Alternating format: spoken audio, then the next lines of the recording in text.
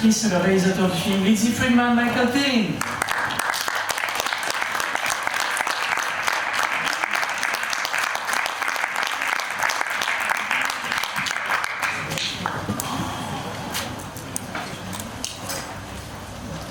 Vous le savez déjà, je vais le répéter quand même, merci de bien vouloir couper votre téléphone portable et le mettre sur silencieux.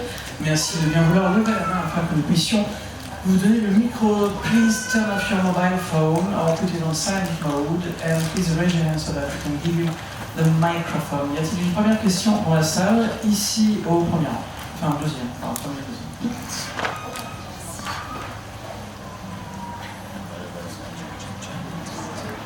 Bonjour. Vous avez réalisé par le passé beaucoup de programmes en relation avec la musique et là justement je voulais vous poser cette question à l'occasion de la réalisation de votre premier long métrage. Qu'est-ce qui vous a donné l'envie déjà d'aller vers le cinéma, vers cette réalisation et ensuite qu'est-ce qui vous a donné envie de réaliser cette histoire qui je crois est tirée d'une histoire vraie? In your past, you've been actually making quite a few stuff related to music, you know, music videos, music clips, and so on. Actually, this lady wishes to know what made you decide to, you know, now make a movie, because this is your first feature film. So why a movie now, and why this movie now? Because this lady says she thinks it comes from a true story. Well, first off, this movie's happening right now because of Lizzie. So I want to thank Lizzie and Greg. They believed in myself and the writer to make a film like this, with two people that haven't done it before. I feel like the story was something that was true to me in terms of when I was little. I had an episode with my sister where we had to hide underneath the kitchen sink because someone was banging at the door and the babysitter was nowhere to be found. So just based on that and the short story that the writer had come up with, we extrapolated all on those ideas and we started doing more research, and that's where this whole thing of actually finding events that happen in the film, not everything, but a lot of it was based on true events that we had read in the paper and all the research that we did. So that being said, I was really interested in telling a story that was self-contained, that was character-driven with the actors, and that hopefully scared the shit out of people, because it scared me when I was, you know, writing it, making it, and trying to make it feel as real as possible. In relation to the music, this is like an anti-music video. We take our time with this. We let things, you know, simmer. We let things happen. Whereas in music, it's just like cut, cut, cut, cut. And the only similarity I think to my music past is that I try to emote some sort of emotion out of the viewer when they're watching a performance. That would be the only similarity. Other than that, yeah, I mean, music videos are fun, and I love music. I mean, the music in this is by one of the guys, Phil Mossman from LCD Sound System. He's amazing. Music is a very important part of everything I do, especially this film. But in terms of from a visual side or a cinematic side, I feel it's very different, other than trying to emote some sort of feeling from the viewer.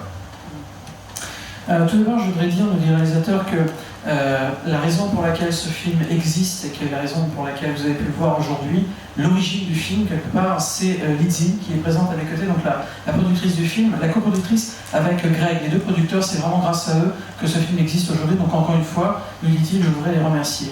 Et ensuite, alors cette histoire, écoutez, quelque part, oui, c'est une histoire vraie, dans le sens où, en fait, c'est quelque chose qui m'est arrivé à moi et à ma sœur, pas exactement comme vous avez pu voir mon film, enfin, moi et ma sœur, quand on était enfants, à un moment donné, un jour, il y avait une babysitter qui nous gardait, et puis quelqu'un s'est mis à frapper à la porte très très fort, on était terrorisés, on s'est caché sous un évier, et pendant tout ce temps, en fait, la babysitter, on ne savait pas du tout où elle était, donc c'était quelque chose qui traînait comme ça dans ma tête, parce que voilà, ça m'est arrivé. Et puis il y a eu donc une histoire courte qui a été faite, qui a été développée par le scénariste. On a commencé à réfléchir là-dessus, réfléchir donc à cette anecdote qui m'est arrivée, à rapporter des éléments. Après, on a fait aussi pas mal de recherches dans des journaux, des faits divers, etc.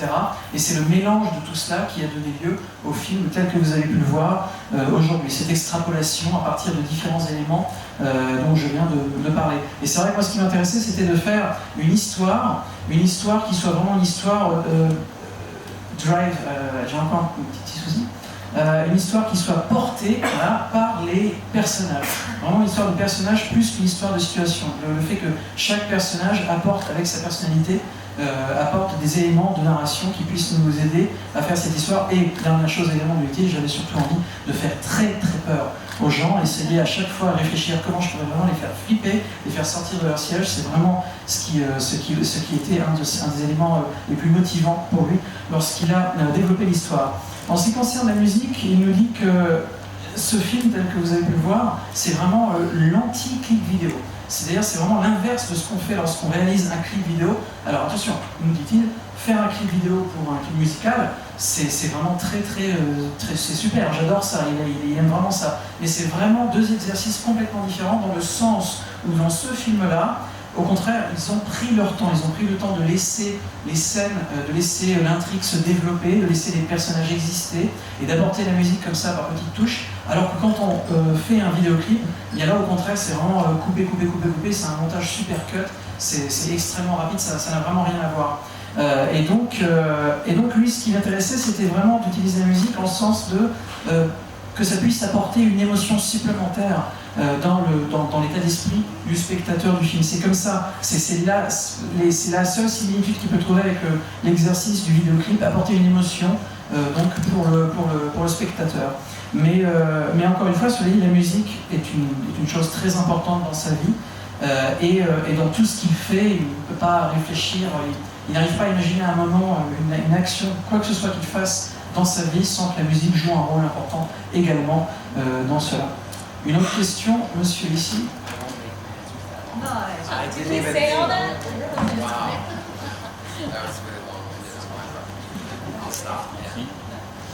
Alors, vous vouliez faire très très peur, donc aux spectateurs, mais peut-être aussi aux spectateurs qui faisaient garder leurs enfants par des babysitters inconnus. Donc je pense que ça en fait partie. Et puis une autre chose, est-ce que ce n'est pas aussi pour... Parce que les enfants sont toujours, même souvent, le plus souvent victimes justement des agresseurs, ils sont souvent enlevés, ils subissent souvent, et donc là ce sont les enfants qui inversent la vapeur, comme on dit. Voilà. Donc est-ce que c'est pour ça aussi que vous avez voulu montrer de cette façon-là l'histoire de votre film? Well, the question is really a question. To begin with, this gentleman says that you said actually earlier that your goal was to scare the shit out of people, right? And but at the same time, did you actually want to really scare the most the people who actually maybe at the moment they are watching the movie have a baby at home with a babysitter that they don't know that well? Was it also something that you want to create as a feeling in viewer and spectator of your movie? That's part one.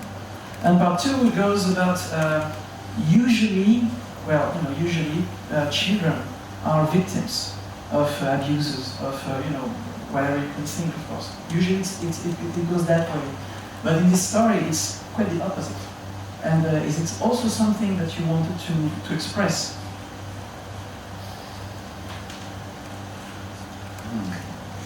Yeah, I guess when I meant I wanted to scare people, it definitely is going to resonate more with people that have small children. Okay, sure. All right.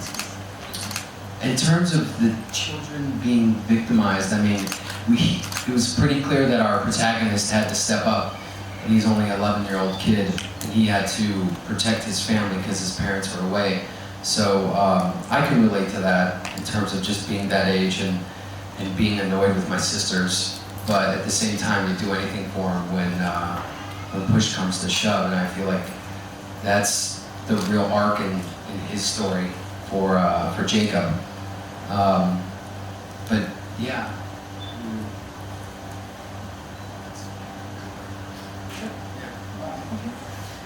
Pour répondre à votre première question, c'est bon, il est vrai, je pense, le film a été conçu pour toutes sortes de publics, mais je pense qu'effectivement, il aura une résonance un peu plus particulière pour les spectateurs qui sont eux-mêmes parents de jeunes enfants, qui parfois les font garder par des babysitters. Ce sera peut-être un tout petit peu plus flippant pour ces gens-là. Mais ensuite, par rapport à votre deuxième question, enfin votre deuxième commentaire, ce que vous dites est vrai. En même temps, c'est vrai que ça m'intéressait de filmer, donc de faire ce film, de montrer ce protagoniste qui est un enfant, qui a quoi, 11 ans, et qui à ce moment-là, doit faire quelque chose, doit step in, c'est-à-dire doit vraiment sortir de son rôle, entre guillemets, d'enfant, pour agir un peu comme un adulte. Et c'est, en tout cas, ce que je dis, moi, c'est en cela que j'ai envisagé l'histoire. Une autre question, monsieur ici, ensuite. Monsieur ici.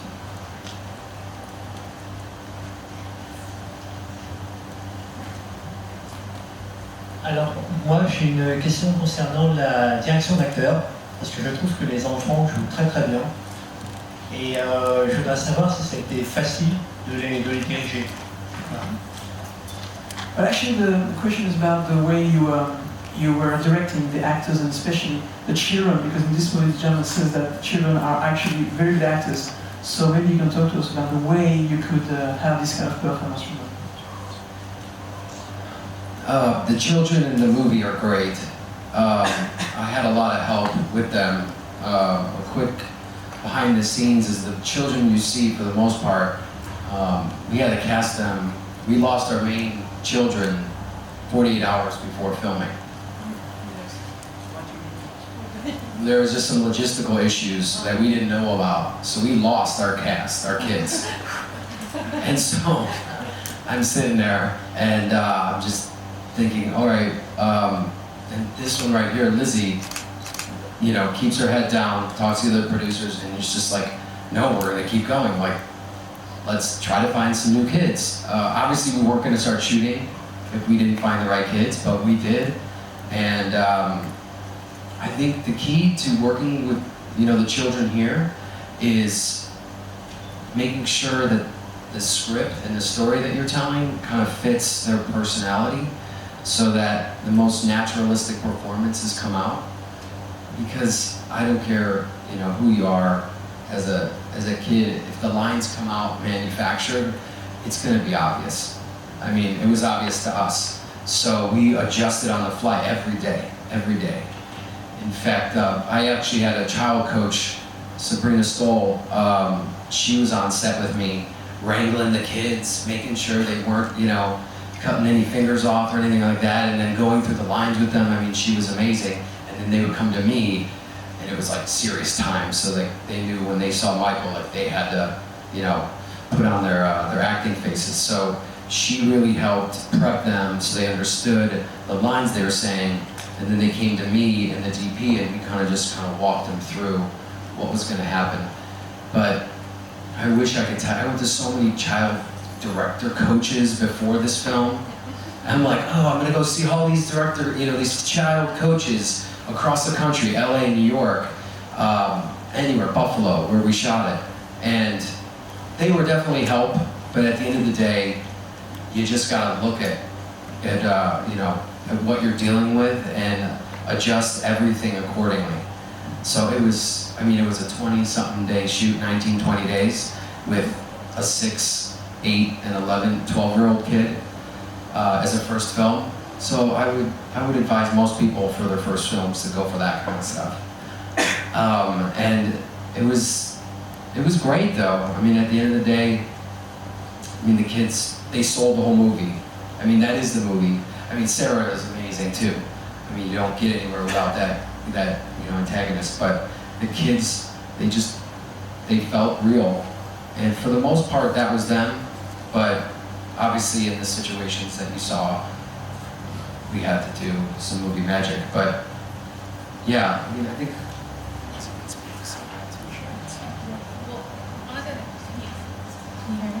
Okay, one of the things that was so interesting about Michael is that he always insisted on authenticity, and it was really tough because, as Michael said, we had to cast the kids think it was 24 hours before we started, was it 48 or 24 hours before we started shooting?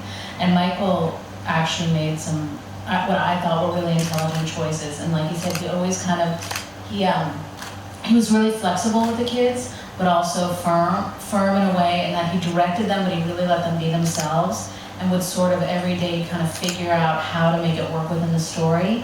But to his credit, it was always more important for him for the kids to be authentic and kind of to use their personality to fill out the characters, which I thought was a really smart choice. Yeah, finally, what you're seeing on screen are rehearsals. I mean, those are straight up rehearsals. I mean, if you do any reading with kids and acting, they have months to get used to things. That's an actual first time that they're reading those lines. And it's actually of the three kids, the oldest son, Jacob, was the only one that had any experience whatsoever. Yeah, so those younger ones were first-time actors. Les enfants étaient formidables, nous dit le réalisateur. C'est vrai qu'en fait, ce qui s'est passé, c'est qu'on avait fait un casting, et on avait donc des enfants qui allaient jouer dans le film, et puis pour plein de raisons un peu logistiques, etc., étranges, 48 heures avant qu'on commence le tournage, on ne pouvait plus jouer avec ces enfants-là. Mais comme il a dit, on a perdu les enfants, ne vous inquiétez pas, ils vont bien. Non, mais ils ne pouvaient plus jouer avec ces comédiens-là qu'ils avaient choisis au départ. Donc là, cellule de crise. Et Lizzie lui a dit tout de suite, écoute, ce qu'on va faire, c'est qu'on va quand même tourner dans 2 jours, on va les trouver, il n'y a pas de problème, il n'y a aucun souci, on va trouver les bons enfants pour jouer dans le film. Et effectivement, aussi incroyable que ça puisse paraître, ils les ont trouvés. Et en ce qui concerne le fait de jouer donc avec des enfants, en plus pour un réalisateur dans ses premiers films, il me dit que la clé quelque part, c'est d'essayer de faire en sorte de trouver des enfants qui correspondent au maximum, dont la personnalité correspond au maximum à la personnalité des enfants qui sont dans le scénario, autant que possible, autant que faire se peut. Parce que c'est la seule manière, pour quelqu'un qui n'a pas travaillé son don, son métier d'acteur, c'est la seule manière d'avoir vraiment une performance à l'écran qui soit la plus réaliste possible. Et encore une fois, le mot d'ordre de Michael sur ce film, c'était vraiment que ce soit le plus réaliste possible. Et donc à partir de là, alors évidemment, il y avait des ajustements. Il y avait plein de petits ajustements au jour le jour, en fonction des scènes à tourner, en fonction de ce qui arrivait également dans la vie de tous ces enfants et de ces très jeunes adolescents. Mais ça s'est très bien passé, ça s'est aussi très bien passé grâce à l'aide de Sabrina Stoll, qui était la child coach, c'est-à-dire la personne qui s'occupait de diriger les enfants, mais elle s'en occupait dans le sens où elle les préparait à leur rôle sans vraiment les préparer. C'est-à-dire que lorsque les enfants étaient avec elle, eh bien elle, son rôle, c'était vraiment de les mettre en confiance, de faire en sorte qu'ils se sentent bien, qu'ils ne soient pas impressionnés par ceci, cela, qu'ils soient le plus détendus possible pour pouvoir être le plus réaliste possible. Et donc cette Sabrina Stoll les a beaucoup aidés, mais de telle manière qu'en fait, quand les enfants étaient avec Sabrina Stoll, ils se lâchaient, voilà, c'était rigolo, tout était sympa, mais par contre, dès qu'ils voyaient Michael, c'était sérieux, parce que Michael c'était sérieux, là il faut jouer, etc. Et du coup ça leur donnait vraiment envie de donner la meilleure performance possible pour qu'ils soient contents de leur performance. Et c'est comme ça qu'il a réussi à trouver cet équilibre pendant le tournage avec les enfants et à faire en sorte que ça se passe le mieux possible. Alors bon, évidemment il s'est dit, mais un coach d'enfants c'est génial, il faut absolument que je rencontre. Il en a rencontré pas mal, il a fait tous les États-Unis, il était à New York, il était à Los Angeles, il était à Buffalo puisque le film a été tourné à Buffalo. De plus, c'est un tournage qui a été assez rapide, le tournage a duré une vingtaine de jours, c'était très rapide. Et tout s'est fait assez facilement grâce à l'aide, encore une fois, de cette coach d'enfants. Alors maintenant, il nous dit en tant que réalisateur, je ne vous cache pas, si jamais vous avez envie de faire un film, si vous avez envie de faire votre premier film, jouer avec des acteurs qui ont 6 ans, 8 ans et 11 ans, bon courage, mais en même temps, il dit, c'était une expérience vraiment intéressante qui m'a apporté beaucoup en tant que réalisateur. Et Lizzie ajoute de son côté que le mot d'ordre, vraiment le fil conducteur du travail de Michael, c'était l'authenticité. Il voulait vraiment garder un aspect le plus authentique, le plus réaliste possible, et ça n'a pas toujours été facile, mais il a vraiment agi de la manière que je vous parlais tout à l'heure de la balance. Il a vraiment trouvé la bonne balance avec donc ces très jeunes comédiens et avec les autres comédiens du film aussi d'ailleurs. C'est-à-dire qu'il était à la fois flexible, souple avec les enfants, mais en même temps il était aussi très, très strict quand il le fallait. Et il a vraiment réussi à trouver le bon équilibre pour utiliser leur personnalité au maximum. Et puis Michael nous précise aussi à la fin que ce qu'on voit à l'écran, en fait, entre guillemets, c'est un peu les répétitions. C'est-à-dire qu'en gros, les enfants étaient tellement naturels et leur performance était tellement naturelle, quoi, que ce qu'on voit à l'écran, c'est quasiment, presque tout le temps, la première fois qu'ils déclament la ligne qu'ils ont apprise. Il n'y a pas eu 2, 3, 4, 20, 30 prises. C'était vraiment... c'est aussi pour ça que le film a pu être tourné aussi rapidement et facilement. C'est parce que tout s'est fait très facilement et très naturellement. Voilà, je prends maintenant... une question, monsieur, ici, ensuite. Bonjour, bravo pour ce film qui m'a scotché du début à la fin. En fait, j'avais une question à quelqu'un. En fait, pourquoi avoir décidé que Jacob n'appellerait pas la police? Parce qu'à un moment, on doit essayer d'intercepter la fin de la conversation avec sa mère. Il n'y arrive pas. Pourquoi n'essaie pas ensuite dans la foulée d'appeler la police? C'est une question que je me suis posée. Il n'essaye même pas, en fait. C'est ça qui m'a surpris. Et de la même manière, quand le complice agresse avec la voiture les parents, pourquoi a fait ce choix extrême les parents qui s'en sortent sans une égratignure, alors que celui qui agresse, donc lui, il est complètement mort, pourquoi le choix de cet extrême? Et sinon, je voulais demander à la productrice, votre rôle, votre participation dans le film, a été plus sur le tournage ou plus en préalable dans la préparation, sur le montage? Vous avez été présente tout le temps. Et quelle était votre relation avec le réalisateur? Voilà. Merci. Vous avez juste 23 questions. Voilà. Okay. Actually, the first 2 questions goes to you, Jacob. So I'll ask you your question later. First of all, it's actually factual points about the script, about the movie itself. Why Jacob won't call the police? I mean, there is a moment he's intercepting the conversation with the mother, but then why afterwards he doesn't call the police directly? So that's the first question. And second question is about when the accomplice is, trying to run over the parents with the car. The thing is, the result of that is that the parents are spotless, but the guy is like in pieces. And why is it so extreme? Yeah. Jacob. Well, Jacob's first, interaction with the phone is when he picks it up. If you know that kind of phone, when you cut out the power, those phones go out. So he's on the phone, power goes out. So he tries to actually talk to his mom. She hangs up because she's tipsy. So that would explain that. You get it? So the power goes out. When the power goes out, there's no cell phones. I mean, if you notice, they mentioned. So, and the second one. Oh, why that guy got so gnarled up. Yeah. I think that's her accomplice. He's not like a race car driver. He just wants to stop her, them. So they end up hitting the front of their car, and like an adaptation, the movie adaptation, and Nick Cage goes through the windshield. Kind of that's, to me, he mishits and ends up through his windshield, and you see the end result. So it's more of a mishit on his part. So their driver got the brunt of it.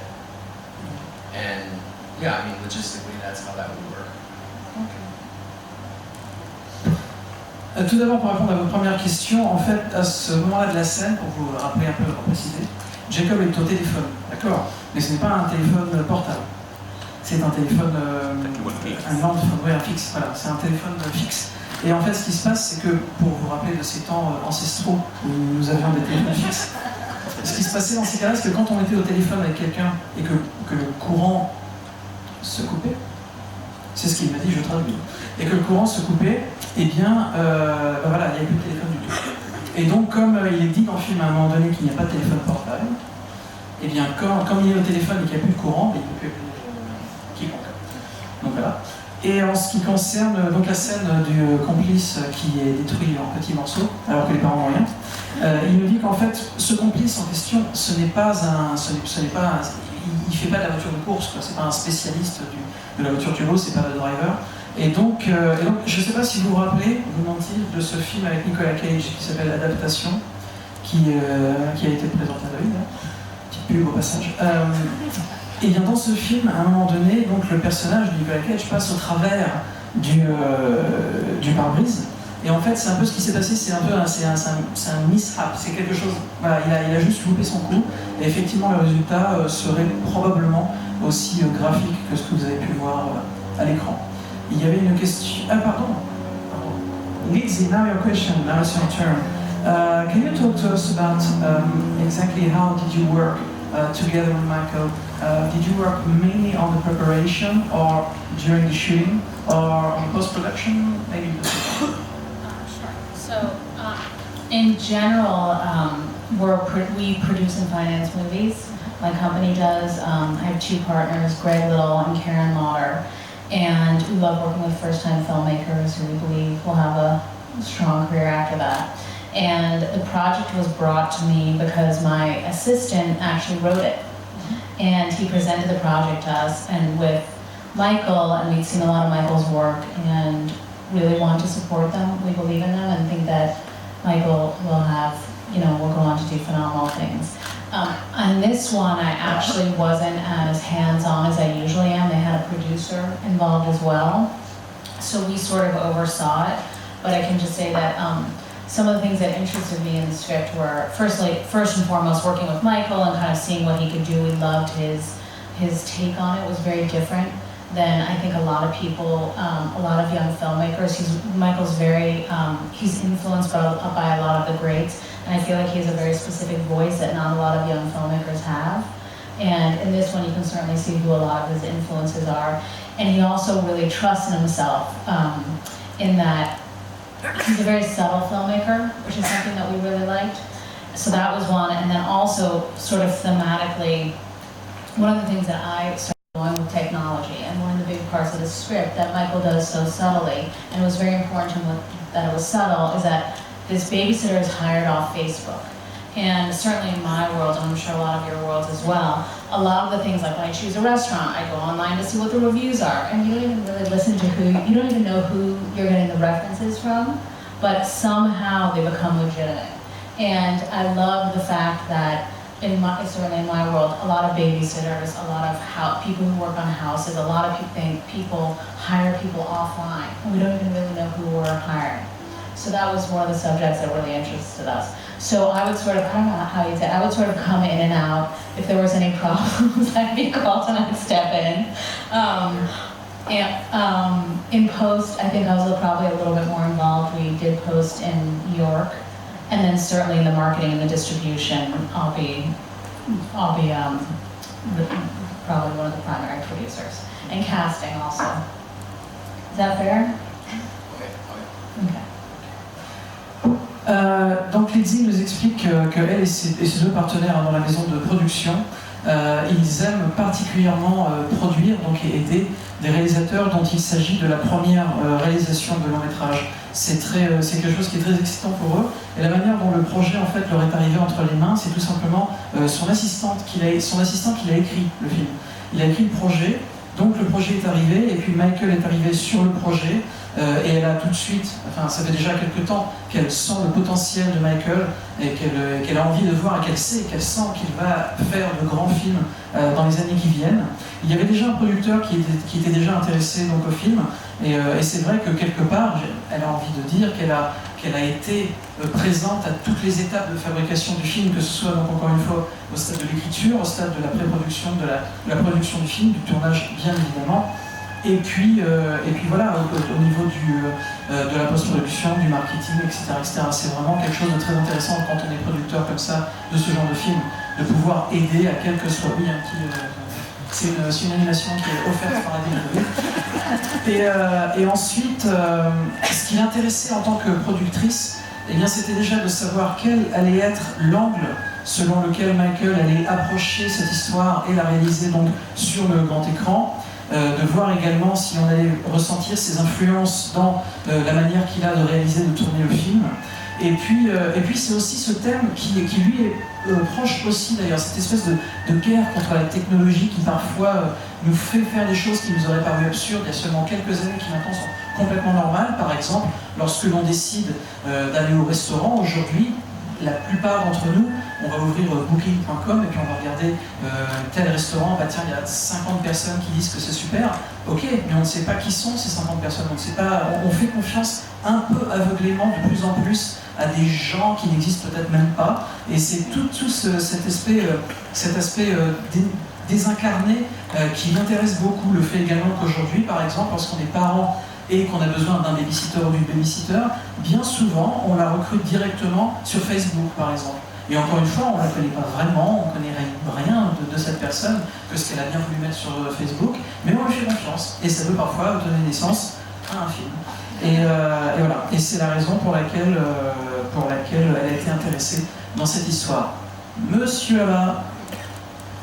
Une précision sur le tournage avec les enfants. Est-ce que sur un sujet aussi effrayant, est-ce qu'ils leur ont raconté la vraie histoire ou est-ce qu'ils sont restés vagues comme si c'était un jeu pour pas traumatiser trop les enfants? But actually, this question goes back to your previous answer. When you were talking about shooting with, making a movie with children, the movie is honestly quite scary. And how do you work with the kids? Did you actually tell them the whole story in details, or did you keep some aspects of it out in the shadow so that they're not too scared or traumatized?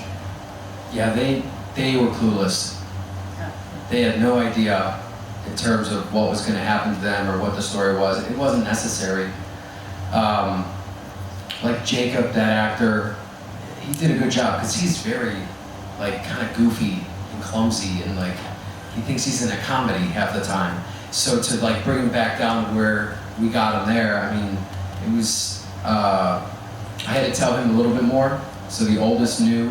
He was also very savvy. When you meet this kid, he's 13 going on 30.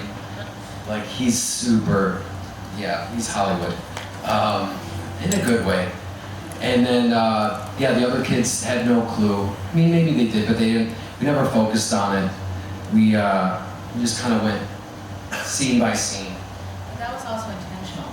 Because the kids don't really, obviously for a good part of the film, the kids don't realize what's going on. And I think that's one of the things that's so scary, is that you look at your kids and you say you want them to be aware, you want them to be smart, and these kids, and I think it's natural. Again, I go back to the authenticity of it. I don't know if, we all see those shows where they put cameras on kids and they ask them to do things and the parents are going, oh God, how are they doing them? I think one of the things that Michael did, which was really smart with the two young kids, is throughout most of the movie, these kids are supposed to have no idea what's going on. And they're kind of just playing along and they might feel awkward, but they're not sure that she's evil enough to stand up to her. And we don't even know if they're capable of that at that age. So I love that decision because I felt like it was a way to, I feel like it's really real, it's authentic. Alors écoutez, pour jouer avec les enfants, encore une fois, c'est un exercice un peu particulier. Pour revenir à votre question, en fait, ce qui se passait, c'est que les enfants qui sont dans le film, a priori, à 99%, ils n'ont pas du tout conscience de ce qui est en train de se passer vraiment dans l'histoire, dans la narration. Ils faisaient vraiment les scènes, scène par scène. Et les enfants savaient à chaque fois ce qu'ils avaient besoin de savoir, mais pas plus. Justement pour garder cette authenticité aussi. Celui qui en savait un petit peu plus, c'est Jacob. C'est Jacob parce que il est un petit peu plus grand, il est censé comprendre un peu plus, donc il savait un peu plus. Et puis c'est un garçon qui est, nous dit-il, qui est très naturel, un peu foufou, et qui a déjà ce petit côté star, ce petit côté Hollywood, qui est déjà, on a presque l'impression qu'il est très mature pour son âge, mais dans le bon sens du terme. Et donc voilà, non, au contraire, il leur disait le moins possible pour faire en sorte qu'ils ne comprennent pas vraiment ce qui se passe, précisément comme vous l'avez dit, pour les préserver. Et Lizzie appuie également le discours de Michael en disant que c'est vrai que les enfants, puisque dans l'histoire du film, ils sont censés ne pas trop savoir ce qui se passe, eh bien le meilleur moyen d'avoir une performance naturelle, c'était de ne pas trop leur en dire sur ce qui se passe. Et c'est la raison pour laquelle ils ont décidé de faire comme cela. Elle nous dit par ailleurs que les enfants sont plein de surprises. Aux États-Unis, il y a notamment des shows télévisés où les enfants ont des caméras sur eux et filment eux-mêmes le show télévisé. Et quand les parents ensuite voient ce que les enfants filment, ils se disent « Mon Dieu !» Donc non, vraiment, ils sont vraiment restés ils ont essayé de faire en sorte que les enfants restent le plus naturel possible. Et donc on distille les informations avec parcimonie. One last thing as a follow-up, because it's important. we shot this in 20 days. It's like Tetris. Everything's out of order. So I know what I want from the kids, because it's in my head, it's with my DP, and I got, you know, great people like the AD and Sabrina and around me, so we know every day what we're trying to get. But the kids aren't gonna, you know, day 2 could be the end of the film, day 6 with them, so they really, I didn't want them to overthink it, because you would see it. And, you know, I think that was my approach with them, is every day was a new day. I just need to make sure I knew where I was at in the story, and all my keys knew where they were at in the story. Et le réalisateur précise également que le tournage a donc duré 20 jours, c'était très rapide. Et en fait, faire ce film, il utilise cette analogie, faire ce film, c'était vraiment comme jouer à une partie de Tetris. C'est-à-dire que lui savait exactement ce qu'il voulait, mais tout était vraiment très fragmenté par petits morceaux. Et lui, si vous voulez, savait, il y avait toutes les pièces du puzzle entre les mains, il savait où chaque pièce devait aller, mais les enfants eux-mêmes ne le savaient pas. Ils connaissaient leur pièce du puzzle, mais ce qui est autour, ils ne le savaient pas. C'est-à-dire que pour les enfants, le tournage pouvait s'arrêter au 2e jour ou au 6e jour du tournage. Les enfants n'avaient vraiment aucune idée vraiment de la finalité de la chose. Ils n'avaient pas de vue sur cela. Donc chaque jour était un jour nouveau pour eux, ce qui leur a permis de rester très, très frais, spontanés dans leur interprétation. Et tandis que lui, bien sûr, savait tout ce qui allait se passer, allait mettre tous les morceaux les uns collés aux autres pour pouvoir faire le film tel que vous avez pu le voir, cette conférence de presse. Et terminé, le press conference is over. Merci beaucoup.